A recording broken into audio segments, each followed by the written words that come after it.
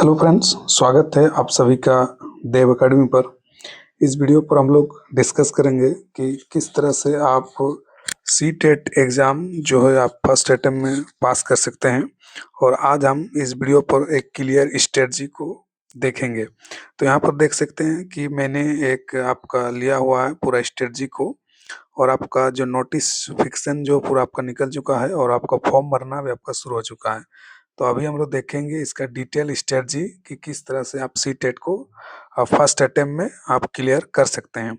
तो यहाँ पर देखिए, सबसे पहले मैंने सी टेट एग्ज़ाम जो है 6 to 8 का जो मैथ साइंस का है, और आपका चाहे वो आपका एसएसटी हो या पेपर 1 का हो, आपका अधिकतर इसी पैटर्न में आपका जो आपका क्वेश्चन एग्ज़ाम में पूछा जाएगा। तो देखिए, सबसे पहले जो आपका क्वेश्चन पोर्शन रहता है वो आपका सीडीपी रहता है, जो आपका 30 क्वेश्चन वहाँ पर रहता है, चाहे आप पेपर 1 का बात करें या पेपर 2 का बात करें। उसके बाद जो आपका सेकंड सेक्टर आता है सेक्शन, वो आपका हिंदी रहता है, जो आपका 30 मार्क्स का हिंदी आपका क्वेश्चन रहता है। और 30 मार्क्स में तो देखिए यहाँ पर जो 15 मार्क्स का आपका जो है ग्रामर और पैसेज रहता है, और आपका पेडागोजी जो है आपका 15 मार्क्स का रहता है। तो हिंदी में देखिए, पैसेज जो 15 मार्क्स का रहता है, एक पैसेज रहेगा और आपका एक पोएम रहेगा 15 मार्क्स, और साथ में कुछ ग्रामर उस पैसेज के या पोएम के साथ ही ग्रामर आपका अटैच रहता है। और जो पेडागोजी भी हिंदी में आपका जो रहता है वो आपको 15 मार्क का रहता है। तो इस तरह से आपका ये 30 मार्क्स का आपका ये हो जाता है।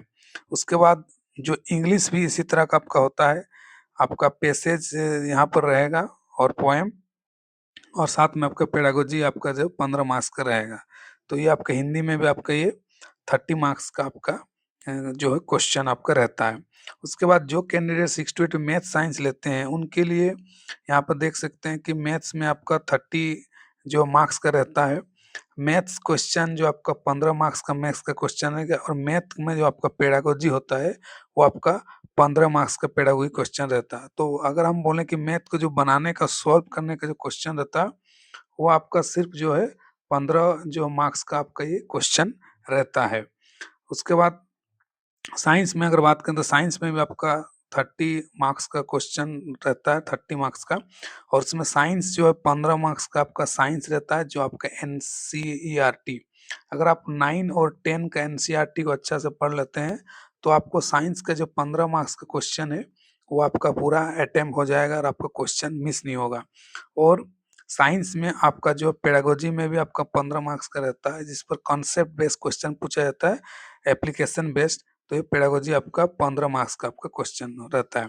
तो इस तरह से अगर हम पूरा अगर इसको देखें तो आपका जो है सीडीपी के लिए जो 90 मार्क्स का आपका सीडीपी रहता है। सीडीपी आपका हिंदी में भी रहेगा, सीडीपी आपका साइंस में भी रहेगा, पेडागोजी और इंग्लिश में भी रहेगा। तो इस तरह का 90 क्वेश्चन आपका सीडीपी रहेगा। पैसेज में आपका 30 मार्क का पैसेज का आपका क्वेश्चन रहता है। तो अगर आप सीडीपी और पैसेज ये सब को अच्छा से अगर ध्यान देते हैं तो सी टेट एग्जाम को भी आप फर्स्ट अटेम्प्ट में इजी से आप मोर देन आपका जो है 100 मार्क्स आप इजी से आप क्रॉस कर सकते हैं। और इसके साथ ही मैं अगर बता दूं कि प्रीवियस ईयर क्वेश्चन पेपर को लगाना बहुत ज़रूरी है। तो प्रीवियस ईयर पेपर को जो है आप ज़रूर कोई एक बुक ले लीजिए, अरिहंत का बुक लीजिए, या कोई भी एक अच्छा बुक जो आता है उसका पिछले 4 से 5 साल का पेपर को आप सॉल्व करिए और खुद से आप टेस्ट लगाइए। 2.5 घंटा का पूरा टेस्ट लगाइए और उसके अंदर फिर खुद को एनालाइज़ करिए कि आप कितना क्वेश्चन सही कर पा रहे हैं और टाइम मैनेजमेंट आप कितना कर पा रहे हैं। ये बहुत इम्पोर्टेंट होता है, एग्ज़ाम में क्वेश्चन जो है छूट जाते हैं अगर स्टूडेंट जो है कैंडिडेट सही से अगर स्ट्रेटजी अगर नहीं बनाए कि किस पोर्शन को कितना आप टाइम देंगे। यहाँ पर जैसे खासकर मैथ में मैंने देखा कि कई सारे स्टूडेंट जो है मैथ के अंदर आपका उनका छूट जाता है। तो ये जो है इनके लिए बहुत दिक्कत होता है, क्योंकि मैथ्स के बनाने के चक्कर, फॉर्मूला के चक्कर में उनका टाइम ज़्यादा लॉस होता है और जिसके चलते लास्ट में आपका क्वेश्चन छूट जाता है। तो आपको एक सही स्ट्रेटजी के साथ पढ़ना होगा ताकि आप अच्छा मार्क्स ला सकें। तो यहाँ पर देखिए, जैसे आपका 150 क्वेश्चन रहेंगे, 150 मिनट आपको मिलेगा और 150 मार्क्स आपका टोटल रहेगा। तो उसी के अंतर्गत आपको ये सारा आपको करना है और एक अच्छी स्ट्रेटजी के पढ़ना है। साथ में आपको बता दूं कि आप मेरा टेलीग्राम चैनल देव अकेडमी से जुड़ सकते हैं। वहाँ पर भी मैंने कई सारे नोट्स को डाला हुआ है, सीटेट के रिलेटेड नोट्स को, वहाँ से आपको बहुत सारा हेल्प हो जाएगा। साथ में अगर आपको किसी प्रकार का डाउट है तो आप कमेंट सेक्शन पर ज़रूर लिखिए, उसको मैं रिप्लाई करने का ज़रूर कोशिश करूँगा। तो ये रहा आपका एक स्ट्रेटजी। और अगर आपका एसएसटी है तो एसएसटी में आपका हिस्ट्री सिविक्स का आपका क्वेश्चन रहता है, और ये आपका मैंने मैथ और साइंस का आप हिस्ट्री स्ट्रेटजी आपको बता दिया। तो मिलते हैं हम लोग नेक्स्ट वीडियो पर। Thank you so much.